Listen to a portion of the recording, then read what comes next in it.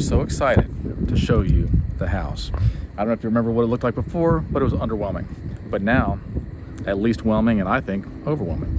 So we're gonna show you in pieces because it's too much to do all in one video. All right, so this is now the front of the house. It's beautiful. Do you see this driveway? You can easily fit 12 cars. If they're clown cars, I think you'd fit 37. I'm not good with math, but it's a lot, right? There's a 2-car garage over there. It's beautiful. Big yard, big yard. You can also park over here if you want to. On the outside, literally everything's new. So come with me.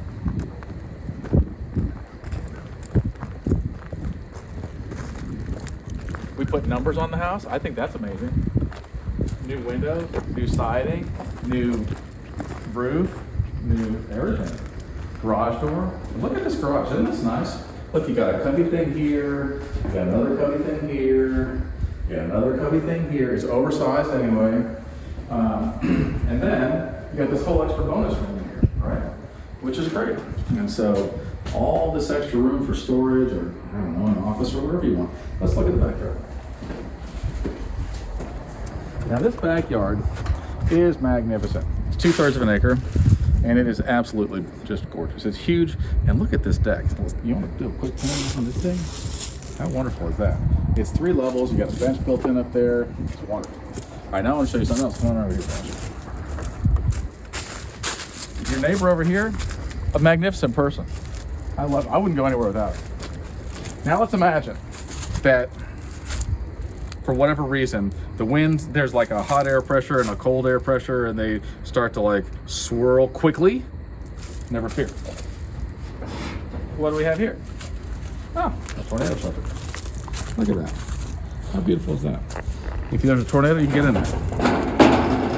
And brand new fence everywhere. We're probably going to stay in it. We're probably going to stay in the deck too. But I just want to show you this point. Okay.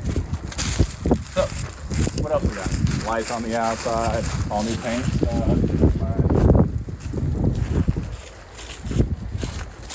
Lots of room to play. Brand new air conditioner. New gate. Well, I just want to show you this gate because there's a lot of gates like, oh, it's a struggle. This gate, not so much. Don't look at that, we're cleaning up stuff. Let's just see if this is a tough gate.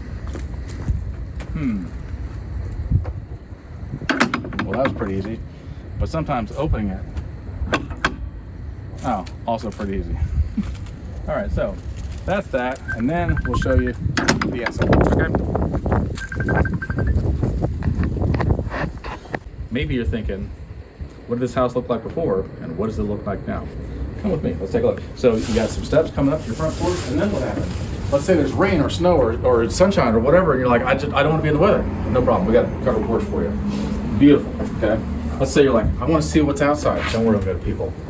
Now, let's take a quick look at this inside. Beautiful, beautiful, beautiful, beautiful. So, big open concept, right? Remember we put the beam in?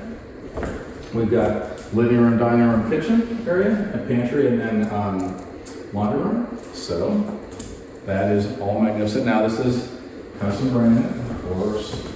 We've got all brand new appliances everywhere. We've got brand new cabinets, and they've all got adjustable shelves, so you just adjust those to any size and height that you want, which is magnificent. Subway tile, like subway tile, which is nice. Brand new, obviously everything, but big, deep, take a look in here, the sink.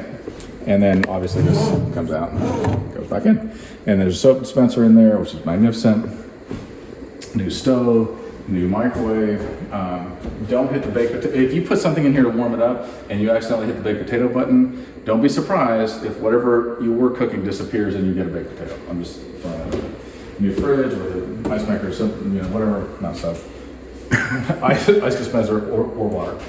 Nice big pantry, which is wonderful. And in here we've got the water heater, which is central to the house, which is nice. And then also washer and dryer. So that's beautiful. And you can close it off and be like, I want other people to not be able to wash and dryer. It's all spray foam insulated, and it's spray foam insulated in the rafters and all the exterior walls and underneath the floor. So it feels like a igloo cooler. It's wonderful. Luxury vinyl plank everywhere. So this stuff is pretty durable. It's 100% waterproof, and You can hit it with a hammer. It's tough stuff, okay? So now let's walk in here. Let's imagine that you're like, I wish I had a place to sleep. Never fear. It's a bedroom. Let's say that you're older and you're like, you know what? My kids grew up. I'm gonna sleep in my own room. Then what? Never fear. This could be your office, or maybe your jam room, your recording studio. There's so many options. It's wonderful. All the windows are double pane insulated glass, and check this out. They all tilt in so you can clean them from the inside, like a lazy person. And I am lazy. All the blinds, you don't have no strings. Nobody's gonna get hung up in strings. They just go right up. They're cordless. So that's on all the windows and all the doors. Obviously, there's a closet in here. You can put clothes and stuff. Smoke alarms are all tied together, which is nice. Now, what about this? Oh, there's a dustpan. That's nice. So we've got a nice vanity. And then if you're like, I wish I could find myself, never fear, you look in the mirror and what do you see? There I am. We got towel rings, LED lights. Now these LED lights are cool because let's say you're like, I don't like this color. Never fear. There's options. We're gonna keep it there though. I haven't put up the shower curtain yet, but it will be amazing. And then obviously you got tub, shower, toilet, what have you. That's all beautiful and fantastic. Now let's say, but there's another person and they need a place to sleep. Oh, come in here. It's an even bigger room. Don't tell that person this is a big room. Bigger closet, it goes deep down in on both sides. Attic access up there. We don't have a ladder here, or else I'd show you, but it's amazing. There's fans and lights in every room, obviously, and you got a great view of the backyard, which is wonderful, spectacular. And come with me. Now we go to a wonderful place I like to call the master bedroom, or the master suite. Okay? So, come in here, and what do you see? A big, beautiful master. Nice high ceilings. Those are 10, 11 foot ceilings, something like that, which is nice. Big closet. Take a look. Windows, obviously, but nice big closet. You can see shelves all the way around, which is great. Lots of them, lots and lots of shelves. So many shelves. And then we've got, I'm gonna turn the slide on for us, a big master bath, right? So you got two different vanities. So if the husband is like, you're dirty, then they'll send you over here, right? Or if the wife's like, you know what, I'm gonna get all of this area and all of this area, and you get this area right here, but don't be too cluttered about it, because this is my space. And girls do that a lot. We don't like to judge them, but that's true. These lights, same thing, change the color temperature, whatever you want to do. And then the shower is huge. You can bring several friends over. I wouldn't recommend it because that gets weird. Usually you're naked in the shower, and this reminds me of a story, okay? Sometimes you discover things by accident. And I was taking a shower, and I don't know what you do in the shower, but I use soap and I get soapy. And then, and I'm embarrassed to say this, I had to go number one. And so this is when I made the discovery. I'm like, this is how they do it at Ponchos. This is how they make soapy pias. Because they're soapy and they're peeing. Josh is shaking his head no and trying hard not to laugh. I'm pretty sure that's not how they make soapy pias. But anyway, lots of room in here. Nice glass door, which is super cool. You got towel rods in here and more towel rods here and blah, blah, blah, blah, blah. And from the master suite, maybe you're like, but you know what I'd really like to do? Come out and look at my kingdom. Well, come on. Beautiful, right out here on the deck. And then you can just chill and drink your morning, I guess, water or whatever you drink in the morning. You sit over here on the bench and just be like this.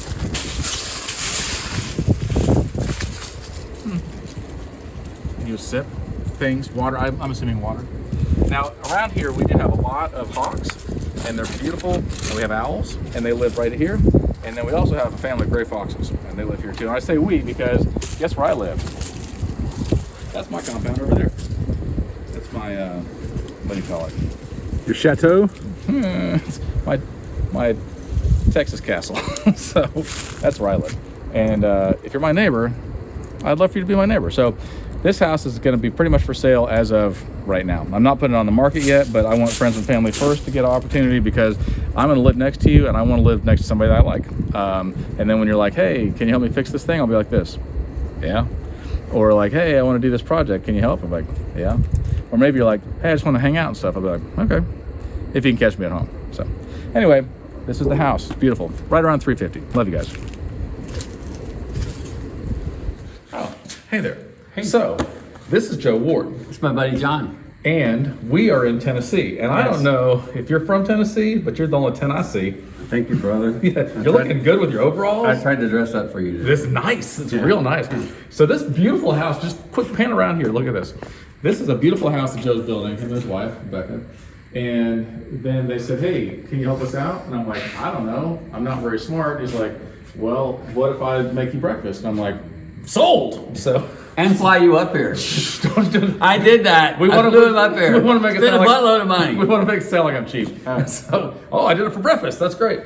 So I got orange juice and French toast and everything. That's Sausage. Anyway, so what we're going to do is we're going to come in here for the next week, and we're going to do as much plumbing, electrical, and things as we can, because I'm licensed in Tennessee to do this stuff. Yeah, right. Plus we're in county. Yeah. You got anything on your heart? Well, I'm just thankful that you're here, buddy. Perfect. Well, thank you for that. So here's what I've got on my heart. God has a lot of children, right? Yes. We know that. Mm-hmm. I'm one of them. Right. But how many grandchildren does he have? He doesn't have any. None. Not one grandchild. Now, what do we mean by that? Well, what that means, John, is if I have faith and I trust in Jesus, that doesn't mean my kids do. Right. So they have to make that choice themselves. So if you say, well, my dad's a pastor, therefore I'm going to heaven, incorrect. Doesn't work that way. No. Well, my mom's a really great person. She prays all the time. You don't even understand how much she prays. That's a great thing. I'm happy for her. Sure. What about you? Right. It's time for you to make your choice. All right, we're going to go Lowe's. Bye. Ow. Oh, hey there. So it's been about 28 minutes. We got in all the PVC vent pipes. They're all stuck through the roof. We've got them all leak-free, which is great. We also did almost all the cold water except for 2 hose bibs and then 1 shower, because we ran out of materials, and it's been slightly like 4 seconds over 28 minutes. Anyway, you're probably wondering about the story about Nebuchadnezzar, and I'm happy to tell you. So here it is. Okay, Nebuchadnezzar was a king of Babylon. He built a huge empire. It was a big deal. It was like, I don't know, 600 BC, something like that. And he was a very big deal, right? It's about the time of Daniel. So Daniel was his advisor. Now, here's what happened. Nebuchadnezzar is up on his castle tower, and he's looking down at his palace, and he's looking down at his whole kingdom, right? Which is pretty huge. And he says, I think out loud, look at this beautiful kingdom that I have built for my own glory with my own power and my own hands. And right then, he heard from heaven, you will be cursed because of what you said. And then you know what happened? He went stark raving crazy. And he went out, he was the king, and he was driven away from his own people. And he went out and ate grass like an ox, is what it says, okay? For how long? 7 full years. He was out there 7 years. It says 7 years. It says that he grew claws on his hands and feet, and he grew feathers like a bird, like an eagle is what it says. And he went and he ate grass in the field just like a beast. But how did he get out of that situation? Because this is important. He got out of that situation when finally he humbled himself. It took 7 full years of eating grass. And he finally humbled himself. And he said, I did not do this. God gives and God takes away. And God is the only God that there is. And he's the only one that matters. And I'm sorry that I ever said anything. I'm a fool. At which point, God took him back home. He got uncrazy. He got himself back and he got his kingdom back. And he ruled for several more years after that. So what's our lesson here? Pride comes before a fall, right? And so if you think, I've done all this with my own hand, be careful, because that's right before something bad's about to happen to you. So you might want to be humble, be like, I'm so grateful that God let me be a part of this, right? We are grateful. Yeah, we are all grateful that God let me be a part of this. But if you think you did this by your own hand and you're not fragile, you're wrong. The other thing is, let's say you're in a bad place, and I know a lot of you are, and you're like, I don't know, man, I feel like I'm eating grass and I'm not doing so good. Humble yourself. Humble yourself and ask for forgiveness for what you've done. If you're like, I didn't do anything that bad, chill, bro. You probably did. Or sis, you probably did. It's time to humble yourself and say, I'm sorry. Please forgive me, and see if he doesn't restore your kingdom. All right, love you guys. Bye. Oh, hey there. So, serious question. Do kids with two moms have two belly buttons because there's umbilical cords, and kids with two dads, they have no belly buttons? This is stuff I'm confused about. Please comment. All right, now, let's say that you're doing a hose bib. Okay, now hose bib is on the outside of the house. This is the exterior wall. Let's see the windows. Show them. Oh, yeah, that's perfect. Okay, so on the outside of this wall, there's a hose bib, which means you hook a hose to it and then turn it on, then you have water outside. Now, a lot of times, and I've showed you guys recently how this works, these will burst back in here sometimes, right? Like if you're on the north wall and it's freezing cold wind, then this will burst. So then this screws into this piece right here. This is called a drop of your elbow, right? And so what you want to do is get that thing secure into something so that if you have to unscrew this from the outside, then you can screw it right back in, put a new one in there, and you won't have to tear your wall apart. Do you feel like you learned something? I hope so. I'm still confused about the belly buttons though. Please let me know. Hey there. I'm here in Tennessee, and we're getting something here that we almost never get in Texas, and I don't know if you can see it, but it's called frozen water or snow. I think they call it snow. I think it's a character on Game of Thrones or something like that. None of it's really stuck yet, but some of it's stuck to my eyelash. Anyway, so I have single-handedly built this entire structure with the help of my other hand and mostly other people, because I just showed up here a couple days ago to help out a little bit. And in a couple days I'll be home. But right now, we're working on electrical. And you might be thinking to yourself, John, how does electricity work? Well, let me explain it to you. When a man loves a woman very much, there's an electrical connection between them. And that's how electricity works. Also, we wire things from a breaker box to different circuits. I'll show you that in a little bit, but right now it's snowing and I wanted to show you that because we never get this. But what a beautiful house, huh? Beautiful house. Oh, hey there. So you might notice, John, you're very bundled up today and you're wearing overalls. What in the world? Here's what happened. Yesterday, I froze half to death. And then I was pondering, I was like, if I freeze half to death twice. So then he's like, you want to wear some overalls? I'm like, today I will. Okay, so this house has two breaker boxes, okay? We got this big wire in here. This is technically Romex. This is 442. So that's a 4-aught, a 4-aught, and a 2-aught, and then you got a ground as well. Now, I can touch these right now because they're not energized. Those come from the outside. I'll show you the outside later on. But each one of these circuits comes in, and we've labeled them because, you know, we're not stupid. So this says East Bath, okay? So what we're gonna do is we're gonna cut this. I'm gonna show you how to wire a breaker. Okay, so we're gonna cut this back here.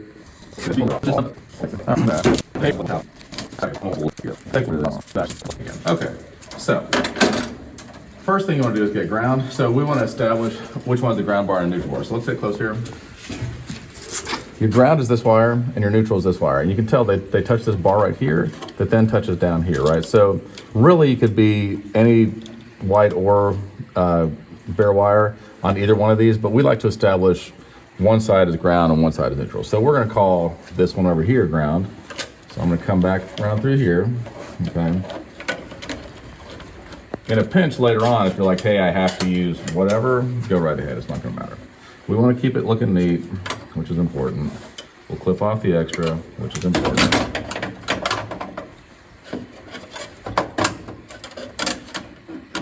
We stab it right in there, you can see how it's stabbed in. All right, so it goes through. It's not gonna touch anything because this is where the hot comes in, and then this has these choices. That's one hot leg, and then this is the other one for the other hot leg. And as long as this doesn't touch that, then we're good. So we're gonna tighten it, and it does matter to have tight connections because loose connections spark, and that causes fires. We don't like that.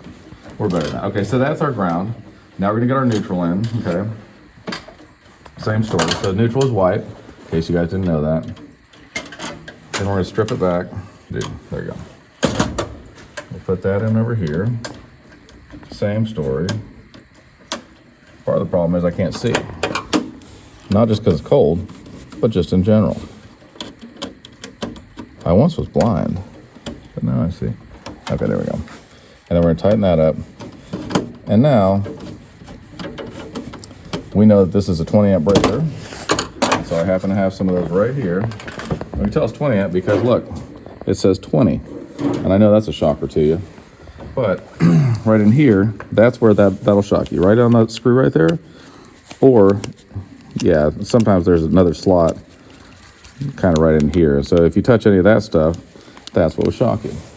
So we're gonna start up high because I'm lazy. And go back, okay? We'll cut that off. Strip it back. And then put that right in that hole. And we tighten this up, okay? You guys are gonna learn so much today. You'll be like, I'm not afraid of electricity at all. But keep in mind, this is not energized. So I would not be touching this like this if it was energized. So don't go getting cocky and getting in your breaker box. I don't wanna hear anybody like, my friend died because I watched your stupid video. Okay, now, it's got like a little hook right here. You see that? Mm-hmm. And then it locks in here, and that goes onto this piece right here, right? So if we wanna take that, we'll just do like this and lock it on, and then we're good. And keep in mind, it's off. And then later on, once everything's tested and energized, then one by one, we'll turn these on, and then that power comes through here and over here and goes. Now your neutral and your ground are always hooked up, and then that way, the only thing that you're really breakering is your hot. But that's the same way a switch works too, okay? So now you know how to wire a breaker. Yay, you guys are smart. So we are getting ready for inspection, and we have to pre-wire this box, okay? This is a light switch, this is hot power coming in, and this goes up to the fan. And it's a fan and a light, and so it's a 3-wire. So what we're gonna do is we're gonna strip these wires back.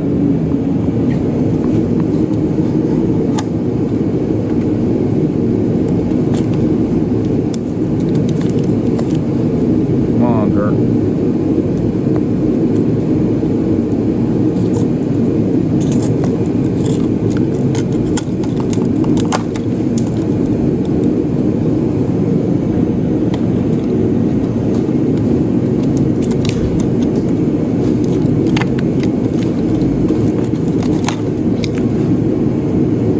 Take our grounds and we're gonna twist those together, and then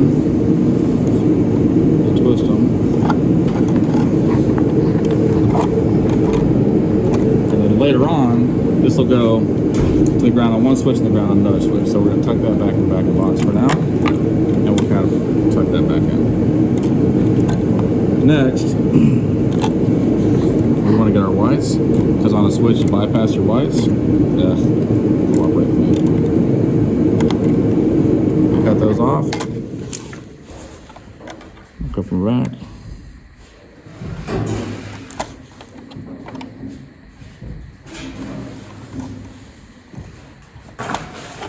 Put them together.